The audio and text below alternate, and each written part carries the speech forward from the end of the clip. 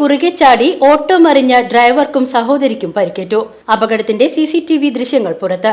സമീപത്തെ വീട്ടിൽ സ്ഥാപിച്ചിരുന്ന CCTV ക്യാമറയിലാണ് അപകട ദൃശ്യം പതിഞ്ഞിരിക്കുന്നത്. ഫെബ്രുവരി 2 പുലർച്ചെ 5:30ഓടെയാണ് വാഴക്കോട് പ്ലാഴി സംസ്ഥാന പാതയിലെ ഉതുവടിയിൽ വെച്ച് അപകടമുണ്ടായത്. തോന്നൂർക്കര അഞ്ചുമൂർത്തി ക്ഷേത്രത്തിന് സമീപം താമസിക്കുന്ന ഉടുമാട്ട് വീട്ടിൽ 40 വയസ്സുള്ള രജീഷ്, സഹോദരി 45 വയസ്സുള്ള രജനി എന്നിവർക്കാണ് പരിക്കേറ്റത്.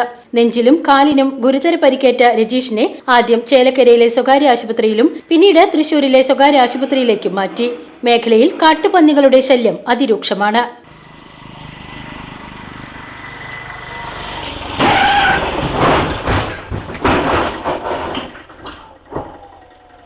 PCV news, Chelakkara.